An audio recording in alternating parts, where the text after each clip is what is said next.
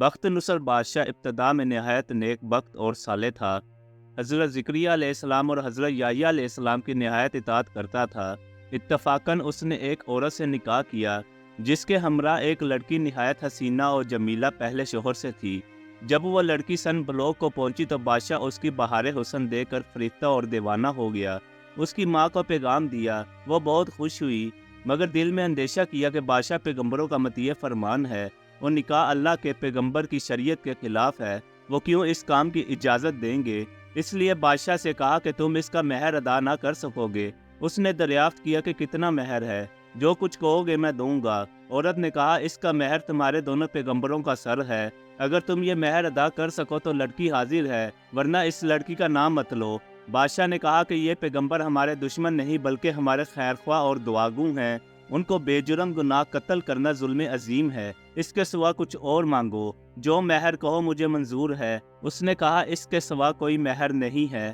بادشاہ نے ہوائے نفسانی سے مغلوب ہو کر فوج کو حکم دیا کہ دونوں بے گناہوں کا سر کاٹ لاؤ۔ حکم کے بعد معجب سپاہیوں نے جا کر اول حضرت یحییٰ علیہ السلام کو بیت المقدس میں شہید کیا اور حضرت زکریا علیہ السلام یہ حال دیکھ کر جنگل کی طرف بھاگ نکلے۔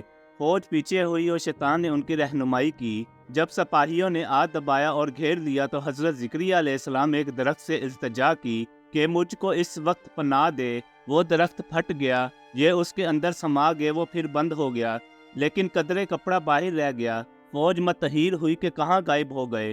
شیطان نے نشان دیا کہ اس درخت کے اندر ہیں اور یہ کپڑا ان کے موجود ہونے کی علامت ہے۔ پھر شیطان نے آرا کی ترکیب بتلائی، درخت چیرا گیا۔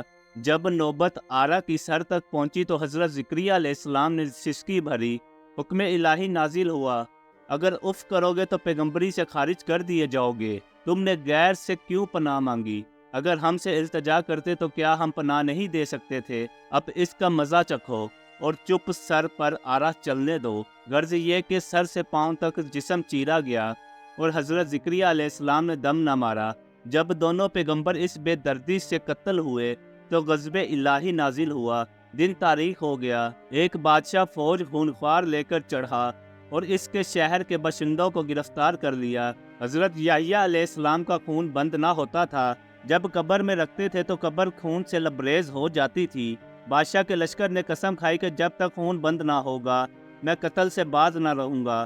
ہزارہا آدمی تیگ کر دیے گئے لیکن خون بند نہ ہوا۔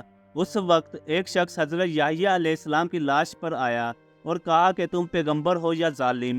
ایک خون کے بدلے میں 1000 آدمی قتل ہو چکے، اب کیا سارے جہان کو قتل کرواؤ گے؟ اتنا کہنا تھا کہ خون بند ہو گیا۔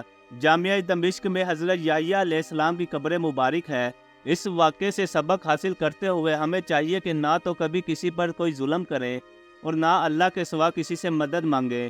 اللہ تعالی ہم سب کو عمل کرنے کی توفیق عطا فرمائے۔